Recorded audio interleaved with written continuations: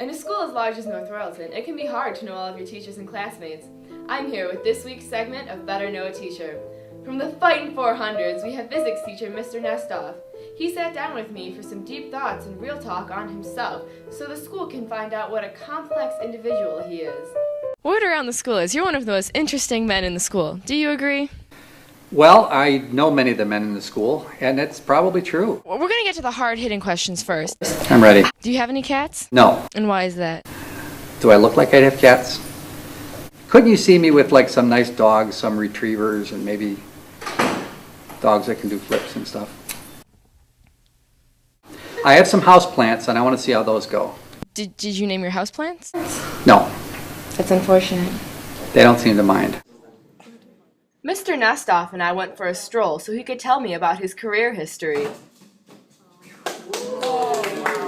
I was an engineer for 8 years, and I decided to take the opportunity to go back to school to become a teacher. What made you stop being an engineer and go into teaching? Teaching seemed like it would be glamorous. Now tell us about your ties. There's been a lot of talk about the Nestoff ties. I've been hearing you're supposed to get some new ties in. Can we expect great things? Yes. Burst of colors. Okay. Lots of fun, lots of splash. I'm trying to brighten the place up a little bit. You do holiday themes like for Spirit Week? I'm not a tool. I feel bad when I'm wearing my periodic table tie. Yeah, when I think of periodic table, I think tool. Honestly, I wouldn't wear it except some people will enjoy it.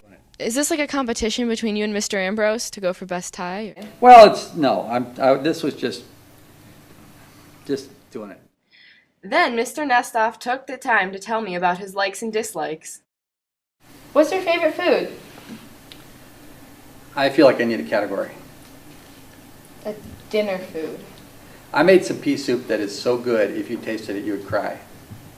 No. Did you cry when you ate it? Yeah. It was salted with my tears. So I hear you're a big fan of beekeeping. Why? Bees are fascinating. It's a little ecosystem.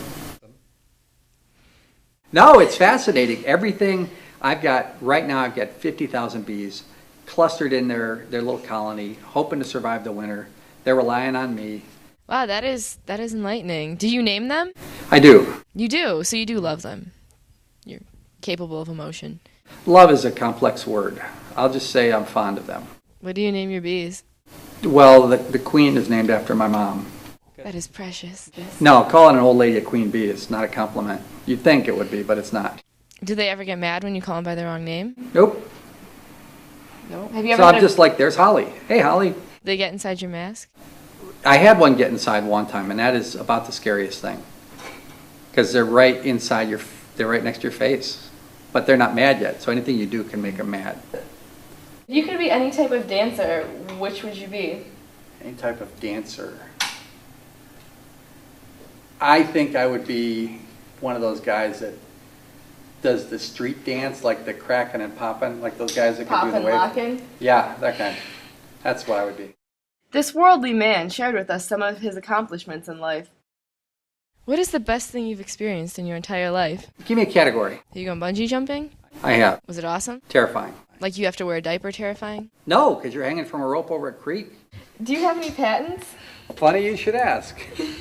I do have a patent for a robotic system in Detroit, Chrysler Sterling Heights plant, for unloading big crates out of highway trailers.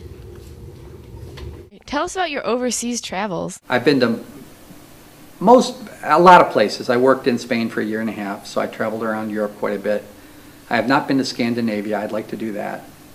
And currently, over the summer, I'm going to Hong Kong. I've done that. I'm going to do that. I did it once, and I'm going to do it for a couple of more years. And my plan is to see as much of Asia as I can. What do you do in Hong Kong? I teach robotics to little genius Asian kids. Do you speak Chinese? Chinese is an extra language. So you speak Mandarin and Cantonese? No. Now keep in mind, I'm teaching robotics to 10-year-olds, and most of them are boys. So the only two words I know how to say are idiot and quickly. So you've bought a school bus. Now what? Well, I've since sold it. I don't know where it is now, but yeah, I bought a school bus. I was at an auction for the Parma City School District, and one man bid $100, I bid $200, and that was it. I had a school bus. Finally, Mr. Nestoff opened up with us about his past. You come from a big family? I do. I've got 3 brothers and 3 sisters. Did they teach you how to braid hair? I know how to braid hair. Can you fishtail? In a car? Have you ever painted your nails? No. That doesn't sound very convincing. There are plenty of times when it could have come up, but no, I've never painted my nails. All right, now, you say a lot of funny things in class. We were wondering if you have any one of your mottos that is your favorite. Mr. Nestoff has taught me lessons about life and how to not be a stupid person. And bumblebees are giant. That would be like you having a fight with some other things that aren't really girls, but are sort of like girls, and then there's a buffalo, and you think the buffalo is going to be on your side.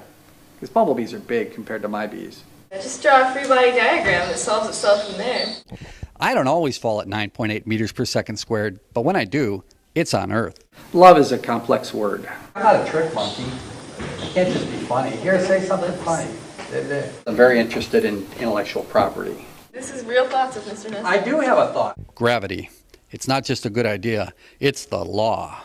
One of the most important life lessons that Mr. Nestoff has taught me is probably one of his mottos he lives by, hydrate or die. I've been hydrating a lot the past couple of years, and I'm in the best health of my life. Those are all from the heart. It's been rumored that you have beef with the Mythbusters. Is this true? I have a lot of grapes. I'm generally cranky. There you have it, ladies and gentlemen. The most interesting man in the school condensed into a less than 8-minute interview. Hey, can I have a ruler? Sure.